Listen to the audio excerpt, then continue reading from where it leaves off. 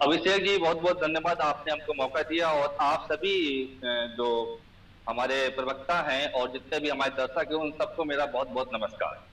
सबसे पहले मैं एक बात कहना चाहता हूं कि 1980 में भारतीय जनता पार्टी की स्थापना हुई, पर 1990 में जो अयोध्या में आंदोलन हुआ, रथ यात्रा हुई, वहां से लोग भारतीय जनता पार्टी को जान गए, अच्छे से जान गए, और उनका वास्तविक करियर वहां से शुरू होता है। 1990 से लेकर आज 2024 तक 17 साल भाजपा ने केंद्र में अपनी सरकार बनाई और 100 से अधिक बार भारत के अलग अलग राज्यों में सरकार बनाई, और इतना ही शासन लगभग कांग्रेस ने या इससे कुछ कम इन 34 वर्षों में किया है।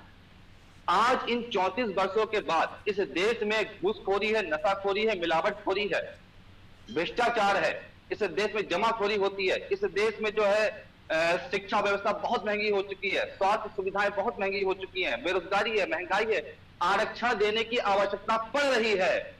तो इसके लिए कौन सी पार्टी जिम्मेदार है? क्या इन दोनों नेताओं में, क्या ये दोनों पार्टियां जिम्मेदारी लेंगी बराबर बराबर? मेरे हिसाब से तो कोई भी रूलिंग पार्टी जिसने 5 साल 10 साल शासन किया है, उसकी 100% जिम्मेदारी बनती है कि देश में आज इतनी भी कोई भी समस्या है तो उसकी जिम्मेदारी इन्हीं पार्टियों की बनती है। ये पार्टियां अपनी जिम्मेदारियां लेने की बजाय केवल एक दूसरे पे दोषारोपण करती हैं और केवल नूरा कुश्ती करती हैं और इस देश की जनता को मूर्ख बनाने का काम करती हैं। आरक्षण की बात अगर कही जाए, जो उन्होंने कर्नाटक के आरक्षण का मुद्दा उठाया कि वहां पे 4% आरक्षण मुसलमानों को मिलता था और हमारी भाजपा सरकार ने आते ही उसको बंद करवा दिया, बहुत बड़ा झूठ है। देखिए, 4% आरक्षण वहां पे मुसलमानों को, जो गैर संवैधानिक है, गैर संवैधानिक तरीके से वहां पे दिया जा रहा था, 30 साल से दिया जा रहा था, और इन 30 सालों में कई बार भाजपा ने अपनी सरकार बनाई। और इस बार रिसेंटली जो लास्ट ईयर जो चुनाव हुए थे, चुनाव के ठीक 2 महीने पहले भारतीय जनता पार्टी ने वो 4% आरक्षण खत्म किया।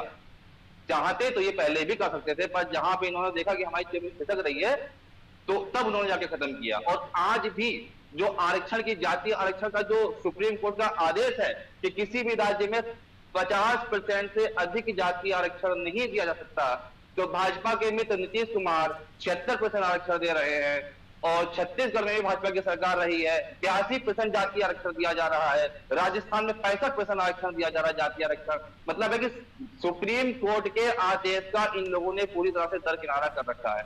ये लोग किसी की नहीं सुनते हैं, ना कांग्रेस ना भाजपा, ये लोग केवल जुआ कुश्ती करते हैं और इस देश की जनता को बेवकूफ बनाते हैं। पर करण जी, मेरा एक सवाल है, क्योंकि अभी अगर आप बात करो तो इकोनॉमिक वीकर सेक्शन ईडब्ल्यूएस आरक्षण भी तो 50% के इतर ही दिया जा रहा है, बस उसका मापदंड अलग है। तमिलनाडु में भी इससे ज़्यादा आरक्षण दिया जा रहा है, तो फिर वो गलत किस तरह से है?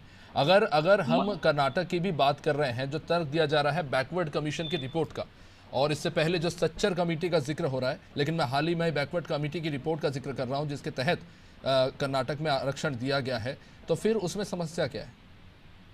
देखिए, ये आरक्षण जो है संप्रदाय के हिसाब से, मजहब के हिसाब से दिया जा रहा है, धर्म आधारित दिया जा रहा है। जो धर्म आधारित आरक्षण तो ये एक टेक्निकल लूपहोल ढूंढा गया है, मुस्लिम समाज से आने वाली जातियों को ओबीसी की लिस्ट में ऐड किया गया है, क्योंकि आंध्र प्रदेश में कोशिश की गई थी कांग्रेस के द्वारा और वो विफल रहे थे, क्योंकि आंध्र प्रदेश हाईकोर्ट ने खारिज कर दिया था इसे। देखिए, ये ओबीसी अन्य पिछड़ा वर्ग होता है, ये जाति आधारित आरक्षण नहीं होता है।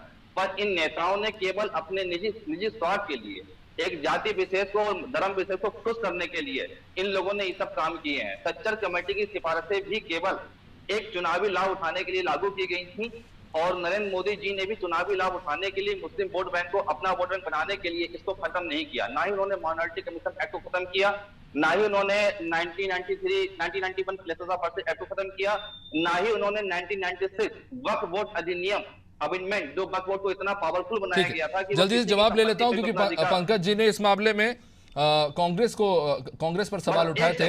पंकज जी, उन्होंने ये सब खत्म करने के बजाय पीवी नरसिम्हा राव जी को भारत रत्न से सम्मानित करके अपनी मानसिकता को दर्शाया है कि वो कितने बड़े मुस्लिम प्रेमी हैं। ठीक है, पंकज जी क्या कहेंगे? आप तो कांग्रेस पर आरोप लगा रहे थे कि आरक्षण के नाम पर वोट बैंक पाने के लिए कांग्रेस जो है आरक्षण का इस्तेमाल करती है। करण जी तो कह रहे हैं कि समय समय पर तमाम राजनीतिक दलों ने यही हथकंडा अपनाया है।